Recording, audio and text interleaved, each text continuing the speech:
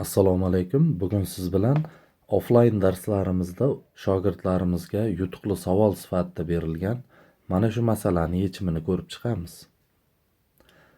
Masalani yechimini ko'rishdan avval siz videoni shu joyda to'xtating va masalani mustaqil yechishga harakat qilib ko'ring. Undan keyin yechimini ko'radigan bo'lsangiz, maqsadga muvofiq bo'ladi. Demak, biz masalani yechishni boshlaymiz. Keling, masalani yechishda biz mana bu chiziqlarni davom ettirishdan boshlaylik ishni. Keling, mana bu f tomonni davom ettirib yuboramiz.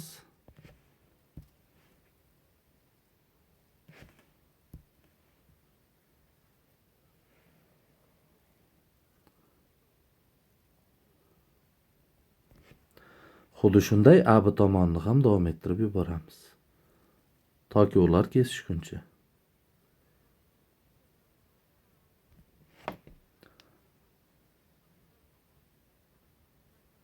Birorta harf bilan belgilaymiz kesish nuqtasini. Bizda A, B, S, D, E, F. Keling shu G harfi bilan belgilaylik. Natijada nima bo'ladi? Bizda B, G, F to'g'ri burchakli uchburchak hosil bo'ladi. Va masalani yechish jarayonida bir nozik joyi bor. Ko'pchilik mana shu shartini o'qimaydi. E'tibor qiling. ABC uchburchak nima degan? Muntazam degan. ABC uchburchak muntazam. Nima bo'pti muntazam bo'ladigan bo'lsa? Muntazam bo'lsa bizda ko'p narsa oydinlashadi. ABC uchburchak muntazam bo'lgani uchun mana bu B burchak 60 gradus, A burchak 60 gradus hamda mana bu C burchak 60 gradusga teng bo'ladi. Keyin e'tibor qilamiz. 60 bo'ladigan bo'lsa, to'liq 90 bo'lsa, mana bu joyga nechi qoladi? 30 gradus qoladi. 30 gradus. Xo'sh, mana bu joy 90 gradusligini bilamiz. 90 gradus ekanligini bilamiz.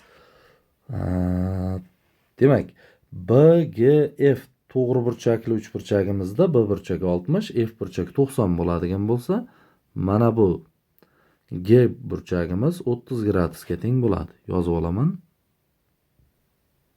30 gradus. Natijada mana bu D burchagimizga 60 gradus qoladi. Bizda juda ko'p narsa oydinlashib qoldi. Ana endi masalani yechimiga o'tsak ham bo'ladi. Aniqroq, to'liqroq yechimiga o'tsak ham bo'ladi. E'tibor qilasiz, bizda nimalar mavjud? Bizda tomonlar bo'yicha AD tomon 6 ligini bilamiz. A, G, D to'g'ri burchakli uchburchakka e'tibor qiladigan bo'lsak, 30 gradusli burchak qarshisidagi katet 6 ga teng bo'lsa, 60 gradusli burchak qarshisidagi katet, ya'ni AG masofa 6 ildiz osti 3 ga teng bo'ladi. 90 gradusli burchak qarshisidagi gipotenuza esa 12 ga teng bo'ladi. Xo'sh, yana nimalar bor bizda?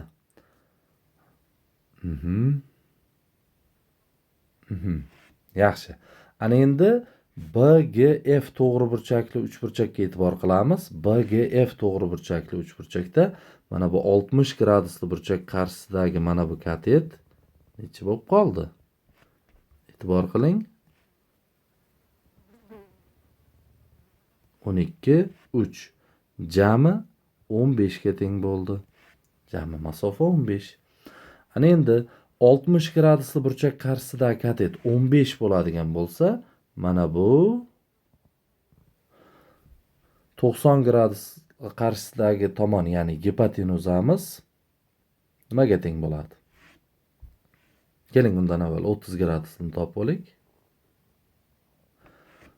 60 qarshisi 15 dedik, 30 qarshisi ildiz osti 3 ga bo'ladigan bo'lsak, 5 ildiz osti 3 bo'ladi. 30 qarshisi 5 ildiz osti 3 bo'lsa, 90 qarshisi 10 ildiz osti 3 bo'ladi. E'tibor qiling, 10 ildiz osti 3. Bizda to'liq BG tomon 10 ildiz osti 3, A'ga 6 ildiz osti uchligini yuqorida topgandik. Shunda mana bu joyga 4 ildiz osti 3 qoladi AB tomonga. Muntazam uchburchakligidan BC tomonlari ham 4 ildiz osti 3 bo'ladi.